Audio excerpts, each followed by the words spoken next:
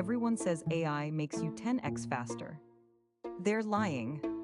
Or at least, they're leaving out the most expensive part of the equation. I'm a software architect. I've spent a decade building scalable systems for high-traffic environments.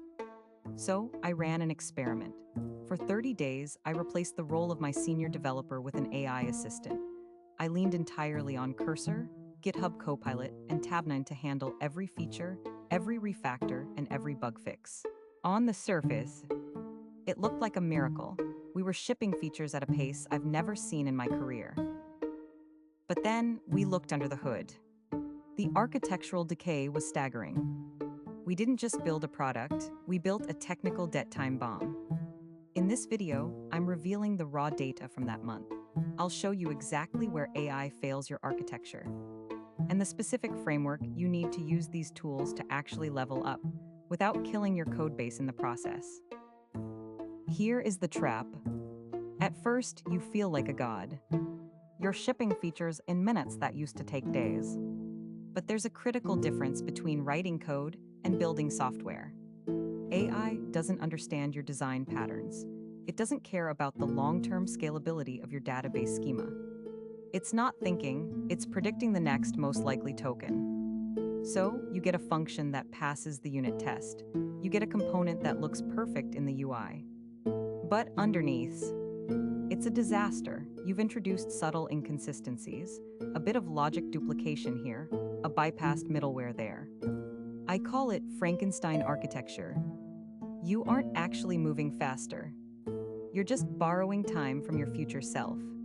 And the interest rate on this AI-generated debt is astronomical. Because when the critical bug finally hits, and it will, you realize you didn't actually author the logic. You just approved it. Now you're spending 3 days debugging a 10-second AI feature. You've traded architectural integrity for a dopamine hit of completion. That's the hidden tax of the AI era. And for most teams, it's a tax they can't afford to pay. So, does this mean we delete Cursor and go back to Vim? No. That's a waste of potential. The problem isn't the tool, it's the delegation. We've started treating LLMs as the lead architect when they are actually just incredibly fast juniors. The solution isn't less AI, it's a fundamental shift in how you prompt and review. Let's talk about why this happens. It's called the local maximum problem. AI is a master of the local maximum. It looks at your current file, sees the immediate pattern, and completes it perfectly. But it has no concept of the global system. It doesn't know that 3 folders over, you're implementing a different pattern for the exact same logic. It solves the ticket, but it ignores the system. Then we hit the reviewer trap. This is where the real decay starts. When a senior dev writes code, they build a mental model.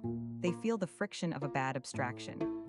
But when an AI writes 50 lines of code in 2 seconds, you stop being a creator and you become a reviewer. Now, here is the danger. Reviewing code is 10x easier than writing it, but it's 100x easier to miss a subtle architectural flaw when you didn't conceive the logic yourself. You see that it works, so you merge it. Over my 30-day experiment, this created what I call architectural decay. It starts small, a duplicated helper function here, a slightly off naming convention there. Individually, trivial, collectively, you've just built a legacy codebase in a single month. To survive this, you have to flip the workflow. Stop asking AI to write this feature. Instead, ask it to critique this architecture. Use tools like Cursor, Copilot, or Tabnine to handle the boilerplate, the how, but you must ruthlessly own the why. The AI is your hands, not your brain. If you let the tool drive the design, you aren't a developer anymore. You're just a glorified spell checker for code. Now, let's be clear, AI tools aren't the enemy. I still use Cursor AI and GitHub Copilot daily. They're incredible for boilerplate and unit tests. But there's a trap. The results of my 30-day experiment, velocity went up 40% in week 1. By week 4, the codebase was a nightmare. We had fragmented patterns and ghost logic that no one fully understood. The speed was an illusion. We weren't building faster, We were just accumulating debt at 10x speed. If you want to use these tools without killing your architecture, you need a system. I've linked the tools I actually trust in the description, including Tab 9 for privacy-focused teams. Stop chasing 10x speed and start chasing 10x stability.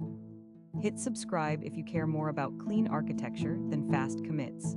Let's build things that actually last.